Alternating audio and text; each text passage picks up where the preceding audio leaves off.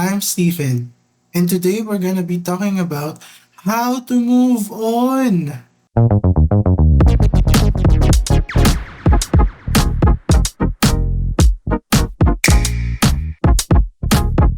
Hi again, everyone, and welcome to Snap, your go-to place for everything life. Today, we're gonna be talking about moving on. Wow, hirap.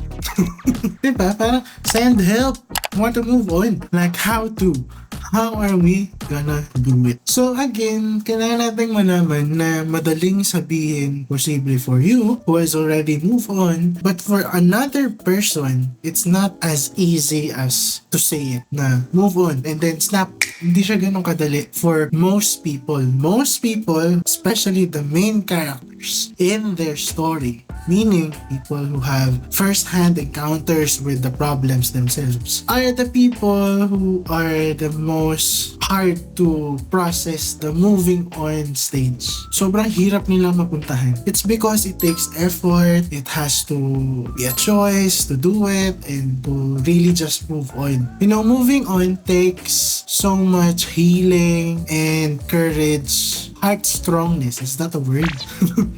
Yung heart strongness ng isang tao for that process to roll in one person's life. You know, it's moving on is like that big monster wherein it's tugging your heart, and when you win over, parang meron ka ng konting confidence, 2 steps forward ka. Pero pag nalaman mo na parang, oops, wait lang, parang hindi ko pa kaya, 5 steps backward ka. It's a big monster that scares you. Parang ang lugi, diba? Parang gusto mo na nga talaga eh, pero may mga certain na bagay na it triggers you, it just helps you remind of the past, and it's so hard to just reconcile yourself. Why on earth did I experience that? Or why on earth did that happen to me? Lalo na yung mga ganun experience, yun yung mahirap sabihan na, uy, mag-move on ka na. Friend, wait lang, hindi ganun kadali yun.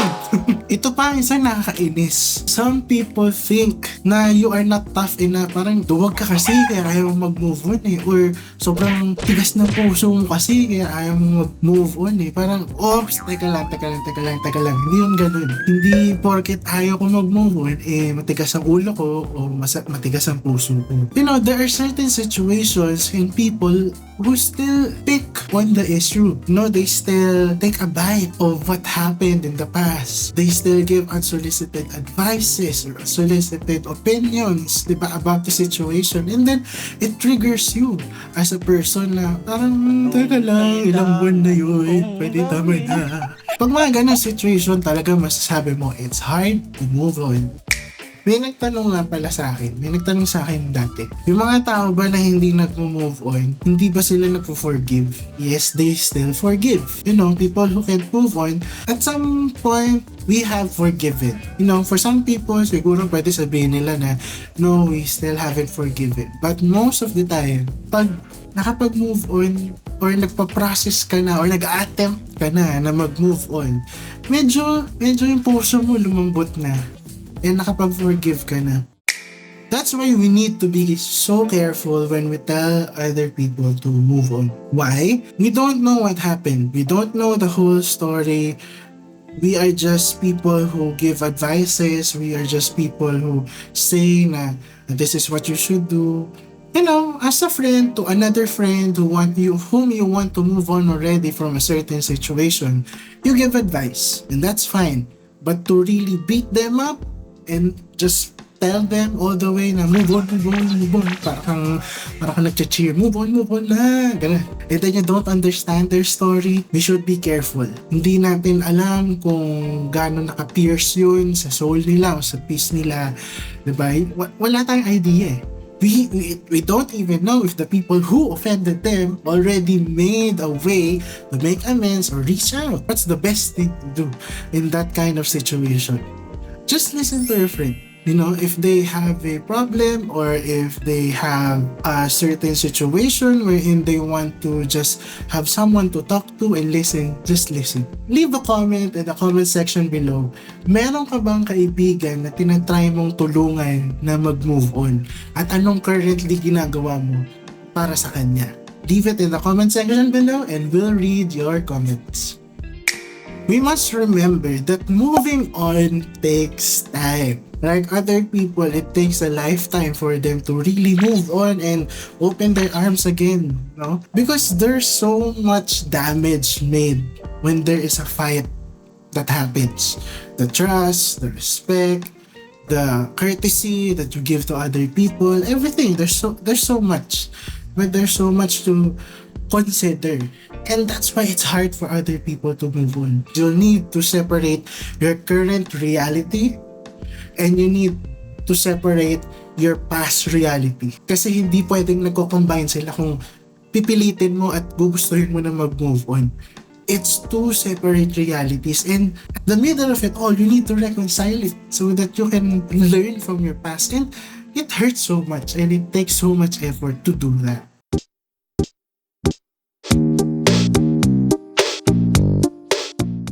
Tip number 1. Always take time to realize and remind yourself that you were able to overcome things. You know, that's the hardest part, or one of the hard parts of moving on, is you need to take time. Time is of the essence, sinasabi nila. And, you know, pag naririnig natin yung quote na yung time is of the essence, it's like you need to rally yourself na you need to do something. But what we don't realize is when we hear time of the essence, it's also a time for us to take a step back and also take time to assess the damage and how to fix it. Number 2. Acknowledge your self-worth and recognize why you want to do this. Bakit ko nga ba gusto mag-move on? Bakit nga ba hindi ko yun magawa noon? Bakit ko nga ba gusto yun gawin bukas? Bakit ko yung pinaplano ngayon? All of those, you need to acknowledge that.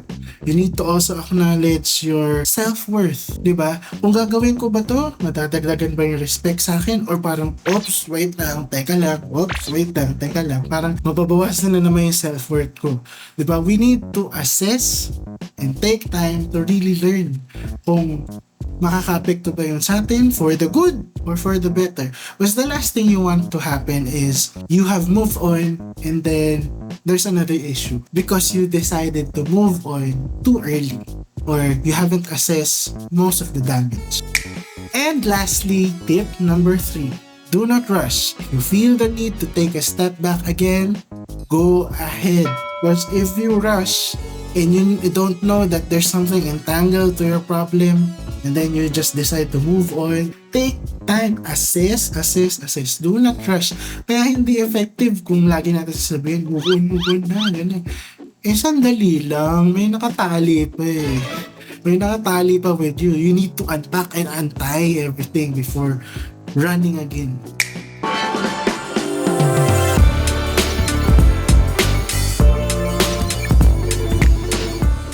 Don't forget what greatness you can achieve. You know, most of the time, moving on discredits your past, or rather what you left as a legacy for others. Example, you work in a certain office and then you were assigned to a certain project and you know you did really great, and then somebody who is ingitero comes into the picture and then they make an issue against you. And then you are pushed out of that company. Di ba? Feeling mo, iniwan ko yung trabaho ko doon. Iniwan ko lahat doon. Wala na natira sa akin. Parang, Pero nangyayari kasi yun eh. Parang feeling mo, yung past mo, kahit may ginawa kang something great in the past, and because you want to move on in the present, you will just discredit your past. You know, I urge you, do not discredit your past. Always remember what you have done in the past na super duper okay and that has helped many. And you know, you take that as a hindi naman baggage, pero kunin mo yun bilang baon mo para sa next chapter ng buhay mo as you move on. Peer pressure and moving on won't do you any good. You know, minsan peer pressure yung pag-move on eh. Kasi lahat na nasa paligid mo, iba mong group of friends, parang, wow, okay na yung buhay nila. Kasi, okay na rin sila sa iba nilang naging kaaway. Sana all. Hindi ganun eh. Hindi lahat ganun eh. So, you hold your life. Do not be in a certain situation na parang, hala, paano to kapag nawala na yung taong to, hindi ko na siya mag-forgive, or paano ako pag ganyan, hindi ko na magagawa yun. Okay. Hold on. Hinga. Diba? Don't overthink. Most of the time, if we want to move on, we always overthink for some reason. And what we don't realize is overthinking when planning to move on just leads to another problem. It's a journey. It's basically a trip down to memory lane. It's not a pleasing trip down memory lane because you'll be picking on wounds. Pero all in all, moving on is a journey. Most people make it to the journey early. Most people make it to the journey later. What we need to realize is we respect each other. If one person doesn't want to move on because they're still hurt, may bubog pa, kumbaga, sa puso, let them be, diba? You just console them, talk to them, or they wanna ask for help, be the one present there and help them. And that's it for our episode today. Always remember to leave a comment, leave a like, and hit that subscribe button below so you'll stay updated on content from Spacefellow. And this has been Stephen. Until next time, bye!